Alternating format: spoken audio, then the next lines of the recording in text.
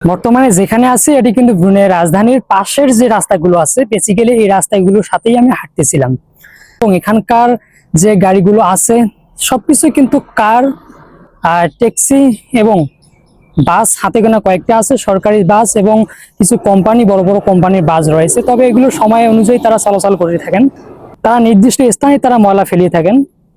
তবে এখানকার রাস্তাঘাটগুলো খুবই পরিষ্কার। আর আমার এই যে পাশের যে মাঠটা আছে এটি কিন্তু সরকার, যে রাজা আছেন এই দেশের সুলতান, তার কিন্তু জন্মদিন পালন করা হয় এই মাঠটিতে। তবে জন্মদিন ছাড়াও অন্যান্য সব অনুষ্ঠান কিন্তু এই মাঠটাতেই করেন তিনি। এখন একটা প্রশ্ন হলো যে আমি যতক্ষণ পর্যন্ত এই রাস্তায় হেঁটেছি, মেন রাস্তা দিয়ে হেঁটেছি, এই রাস্তাগুলোর সাথে যতগুলো গাড়ি চলাচল করেছে প্রত্যেকটা গাড়িতে কি কখনো আপনার হর্ন শুনতে পেরেছেন? না, কখনোই হর্ন শুনতে পারেননি। কেননা এই দেশের সরকার, রাজা যে আছেন তার কিন্তু একটি আইন ঘোষণা করে দেওয়া আছেন। কেননা এই দেশের অযথা কোনো হর্ন কোনো গাড়ি বাজাতে পারবেন না।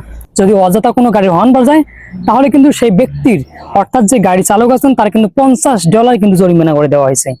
এই কারণে যারা হর্ন বাজায় তারা কিন্তু দেখে শুনে হর্ন বাজায়, আর অযথা কেউ হর্ন বাজায় না। শুধু এই দেশই না, এই দেশ ছাড়াও কিন্তু বিভিন্ন দেশেই কিন্তু এই সিস্টেমটা করে দেওয়া রয়েছে। তবে এই সিস্টেমটা যদি আমাদের দেশে থাকতো, অযথা হর্ন বাজানো নিষিদ্ধ এবং তার যদি জরিমানা করা হতো, তাহলে হয়তো আমাদের দেশেও এরকম হর্ন মুক্ত দেশ হিসাবে কিন্তু পরিচিতি লাভ করতো।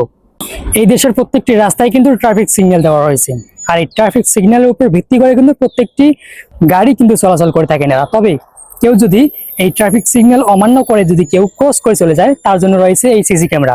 তার জন্য একটাই যথেষ্ট, এই সিসি ক্যামেরা। তাহলে এখন বুঝতে পারতেছেন এই দেশের আইন কানুন কিরকম কঠিন, আর যার কারণে বিভিন্ন অপরাধীদেরকে কিন্তু তারা খুব সহজেই ধরতে পারে। এখন একটা বার চিন্তা করে দেখেন, এই সিস্টেমটা যদি আমাদের দেশে হতো তাহলে একদিকে যেমন যানজট থেকে মুক্ত পেত, অপরদিকে 60% অপরাধীকে ধরা কিন্তু খুবই সহজ হয়ে যেত।